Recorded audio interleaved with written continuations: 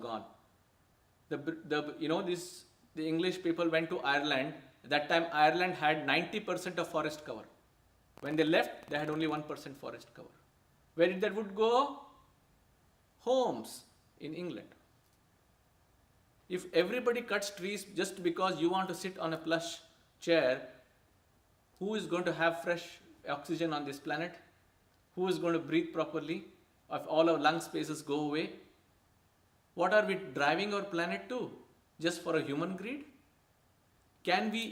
I've found that maximum number of people on this planet living in cities where there are air-conditioned environments, all of them have nasal issues, throat issues. They're not able to breathe even deep. It means a basic fundamental right of your body is being denied. How are you supposed to feel? Always low. If you don't breathe properly, your skin is in trouble. You can put all the moisturizers, all the fairness creams. You know what is power of marketing today in this world? In Africa, they sell hair straighteners and fairness creams.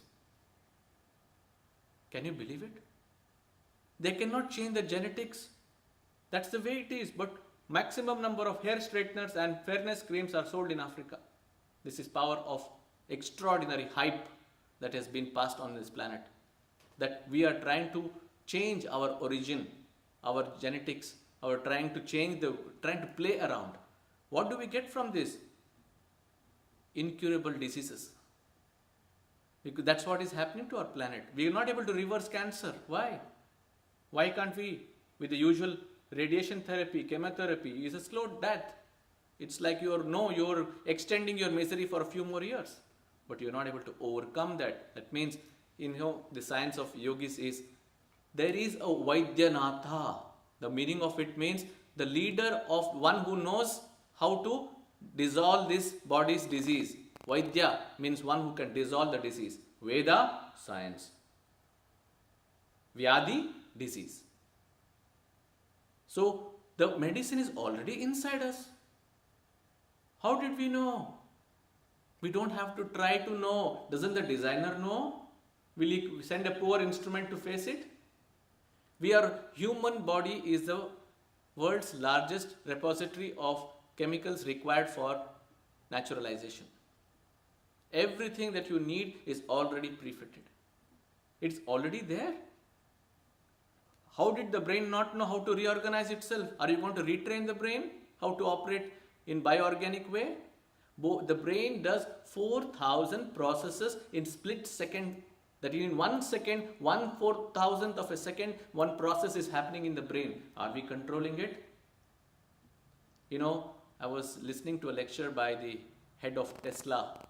He's saying, I'm scared the way AI is moving today, the AI technology. It is more scary than all the nuclear bombs. Because once you lose control over these robots, you don't know what is the outcome of it. Yes? Just like how a computer gets viruses. What if the robot gets viruses in them and behave strangely? Yes? You put your car in auto mode, suddenly there's a virus hit. Instead of going to London, you end up in Timbuktu. Yes? So what is going to happen in our body? We are trying to outstage this boredom. The whole universe is born out of boredom. What did the force do? It asked itself, who am I? And the reflection of it is a huge explosion of a big bang, and then universes manifesting itself, which is continuum. Universe was not created. Universe is in continuum of creation. There is no such thing as created. Right now, as we speak, the universe is still expanding. It is still progressively multiplying itself. That means intelligence does not stop with history or dated processes. It is continuum. So until the force withdraws it back, it is going to expand. So we are continuously expanding as a cosmic being. We are not just this small little body frame that we think we are. We are supremely connected to an extraordinary cosmic nature of us. But right now, condensed into an oceanic drop inside us. This earth, if you look from outer space, is just a small blue dot. And in that blue dot, we are a microcosm, so small, and yet we are on the focal point. Whose focal point? Unless you recognize that you are a stardust or a star seed who is capable of realizing its origin, when you look at the stars, you're actually seeing yourself. Because just imagine this, all the stars put together, okay, you can count, if you put all the stars in our galaxy and take one grain of sand here, there are more atoms in one grain of sand than all the stars put together in our galaxy. So who is this designer who can conceive that magnanimity and yet microscopically alive? Microcosmically alive. Microscopic is human way. Microcosmic is the universal way. So microcosmically, we are powerful, profound, intense, magnetic, expansive, collaborative, and the confluence of it is the unity within us. If any person on this planet experiences unity awareness, it's impossible to be diversive, impossible to be really, what the whole concept of so-called casteism, religion, divisive methods will all go out of your head. Because you can recognize you in everywhere. How can you fight? I met beautiful masters. They said, I could not eat food when I had an experience. He said, what was the experience? When I looked at food, it looked like a part of me. How can you eat your own hand? Can you eat your own hand? The food becomes an extension of you. The body becomes you. Feel like a huge... I had this phenomenal experience of experiencing the whole universe as a huge network of from a single wire connected everywhere across the whole trees, mountains, sky, river. I saw a light on the top of a mountain. That light came and hit me here. And I felt the light inside me, not in the mountain. This whole body became like a huge petal of a huge lotus, and the pinkish light expanded and filled up this universe. That means we are an extraordinary romance of this universe. Human journey is a romance of the entire universe. We have colors, we have music, we have nature, we have characteristics, which are 64. That means the flower of life has got 64 cells in it, 64 characteristics define the human journey. 64 characteristics are our persona, which right now, what is the persona for an average being on this planet? Struggle. Constant struggle reminds us that we are ordinary. But an awakened being, there is no more struggle. There is only a journey of pure, blissful progression. What a progression is about? The progression is you are so fragrantly alive, magnetic, that whoever encounters you will feel the joy of your presence, the joy of being with you. The pure joke comes alive and you laugh from the pit of your belly. That's the power of being in the presence of a magnetic master. This is imperative, inevitable, that all of us have to encounter a being who is so fragrantly alive that it reminds you of the divine inside you, not somewhere outside. You don't have to go hunting for temples, churches, and very strangely, but interestingly and mystically, all the masters knew of it. They put all the great altars on the top of a mountain. Yes? There is a temple of Shiva called Tunganath, 12,200 feet on top of a temple. You have to climb. There is no choice. Once you reach, you feel heaven is within you. I've sat in that altar. I could feel the abodes of masters, abodes of celestial domains inside that temple. That priest, I could not even see him. All faded into light and everything. What it means? Higher the altar, deeper the surrender. Please remember, the entire universe is not based on our so-called modern way of thinking. What we have done, we have put our lenses and trying to understand history through our eyes. I'll give an example. There is a phenomenal temple in India. It's called Vimana Gopura. If you look at it, it looks like a spaceship standing in midair. Just to give a notion and just to mock at us, they have put actually the feet impression of the person who was there and as a worker in that. It's about 30 times the size of an average feet on human at this planet. 30 times. You can imagine, otherwise how can somebody build a structure without the need for cranes, without any modern gadgets, no, all these so-called, we use all engineering tools to erect anything right now.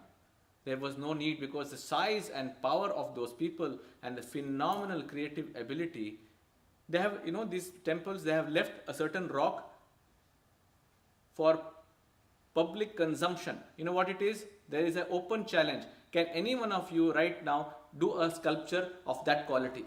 Not a single person on this planet has been able to even come close to it. That means we have not really progressed. We have come downhill, degenerated, and we think we are super smart. Look at all these phenomenal temples and shows. I was in Glastonbury. I looked at this Stonehenge. You've been to Stonehenge, Glastonbury? There was such a hype about it with big multimedia marketing about how the Stonehenge is. I went and saw. I was shocked. I said, "This is Stonehenge? Come to Himalayas. I will show you the extraordinary rock formations that happen on this top. It is like a playground of the gods." I'm not joking. I'm not saying because I belong there or you belong there. It is just the magnificence. Nobody can hype around in Himalayas. Once you go there, you will be taken into an extraordinary state. You are no longer ordinary there. You have to be supremely alive. Supremely alive. You have no choice. The nature will pull you back into your core. You have to be a survivor. You have to be a believer.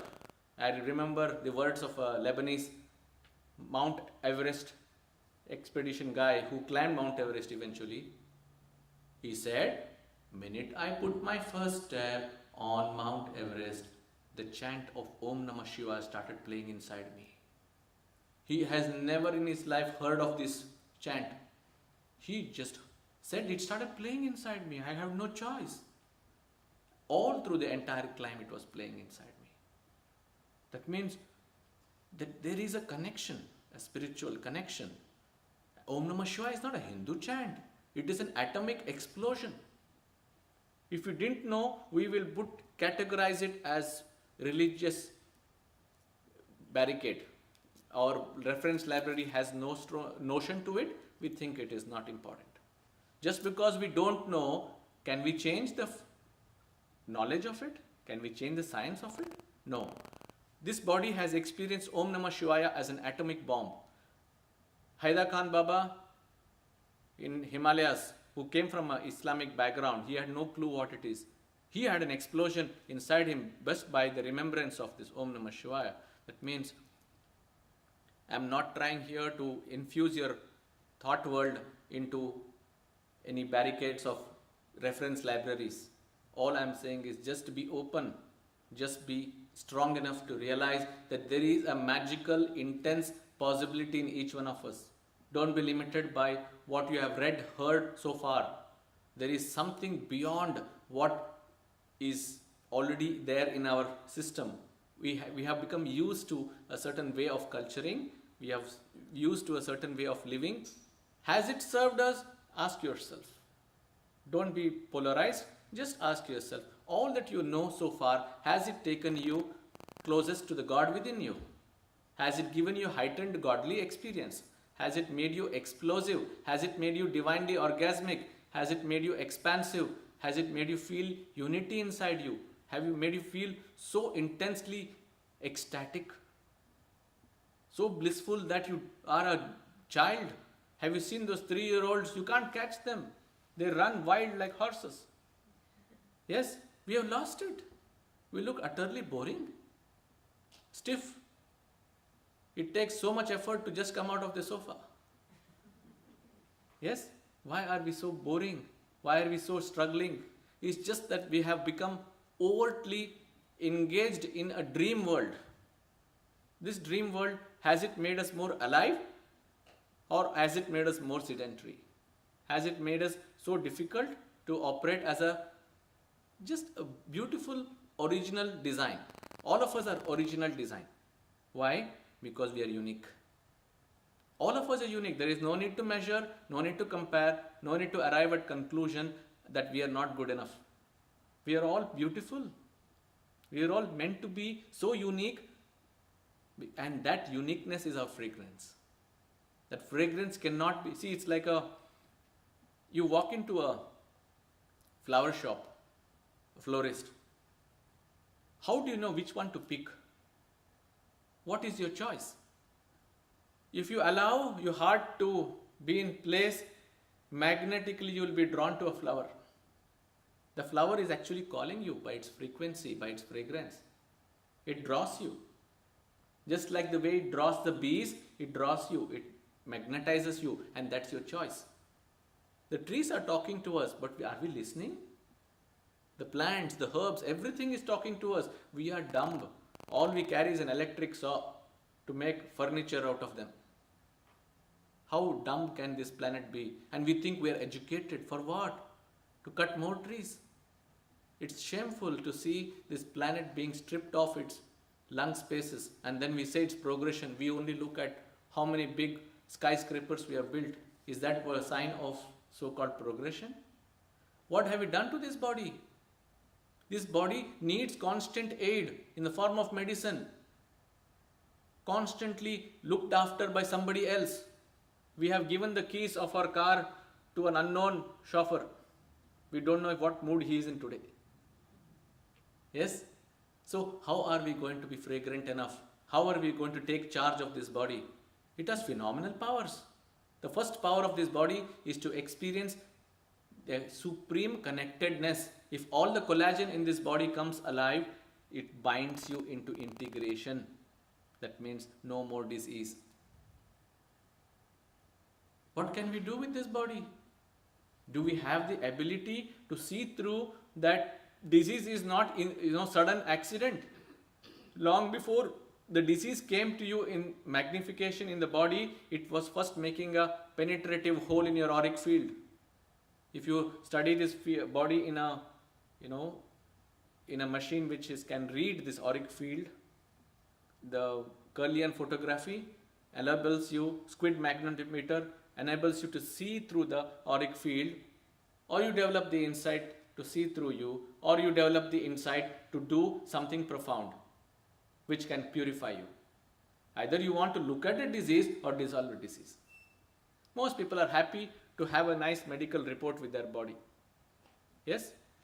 Everybody who comes to me with a chronic ailment, they all bring fat, this medical reports. What this doctor said, tell me, is there a standard size of the kidney of human body? Is there a standard? Is there a manual? Kidney is enlarged. Oh, which doctor suddenly arrived at this standard size of a kidney? Is there a manual? Show me a manual. Every single person who goes, gets a report, is in trouble. There are, big medical trucks sitting in front of apartments in the city of Bangalore. They are looking for easy prey. Every weekend they do free diabetic test. 8 out of 10 will end up as ready to get into diabetes world. Just by scaring them. All they will tell them is, you're almost diabetic. Almost there, just borderline. Next weekend they will be diabetic. Yes, it's so easy to trap people just with the fear psychosis.